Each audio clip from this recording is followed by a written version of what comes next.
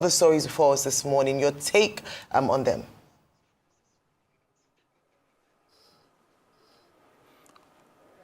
Okay, yes, I had that. Do you want me to go first? Yes, please, go ahead. Please go first.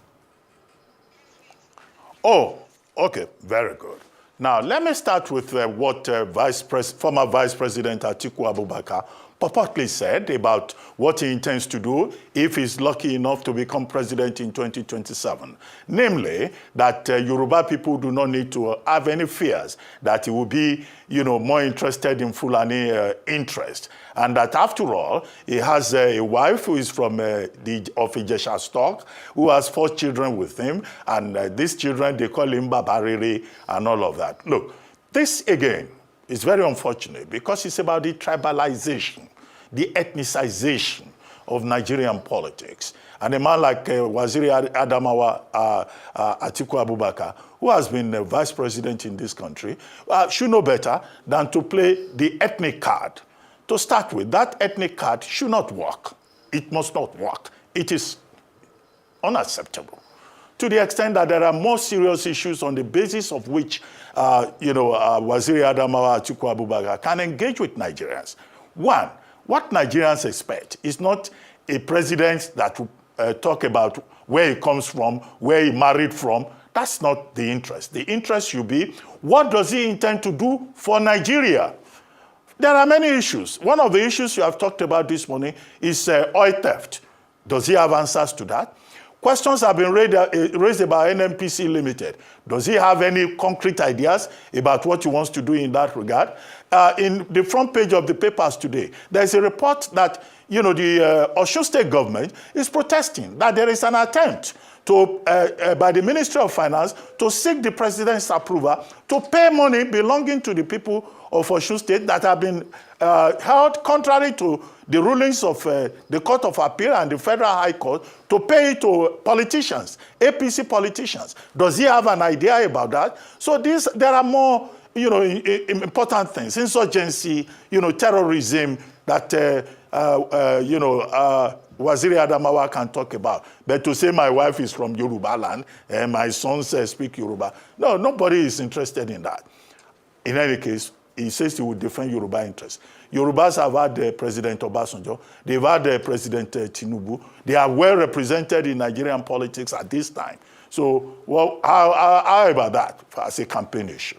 Number 2, the Ogoni honor, focusing on the Ogoni 4 and the Ogoni Review Committee report that President Tinubu received yesterday. Well, I think it's a good development that the Tinubu administration is committed to ensuring peace, unity, and reconciliation in Ogoni land. The Ogoni people, they have probably the most prolific OML in the onshore area in Nigeria. That OML has not been explored. Nobody has worked there for 31 years. Now, if you have an asset under the ground and you are not getting anything from it, it's a wasting asset. It's of no use to the people. It's of no use to the community. It's of no use to Nigeria. So I think that, this reconciliation move is important. And there are other issues. If they manage it well, the interest of the people, it's a divided community. They say they are not well represented in politics. Only one person has ever occupied an important position. That's the Senator Magnus Abe, who was, Secretary to State Government at the time. But if well managed, it can work. Now, as for oil theft, I don't understand what NUPRC is saying. It looks like they are just engaging in a game of deception.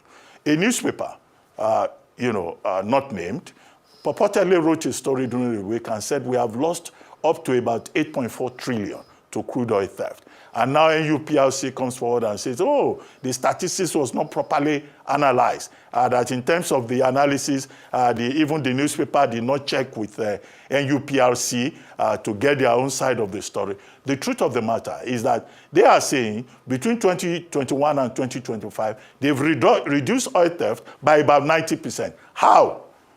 As recently as 2022, the founder of Hell's Holdings, Tony Elumelu, gave an interview to Financial Times, wrote on X, other people said that Nigeria was in fact losing up to about 95%.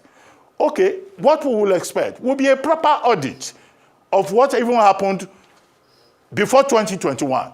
Have they done the audit? Are they able to tell us how much we have lost? All the people playing in that sector now that said they were losing crude oil, how much did they lose? Why is the EFCC not talking to them to say, where did it go? Because oil doesn't just disappear.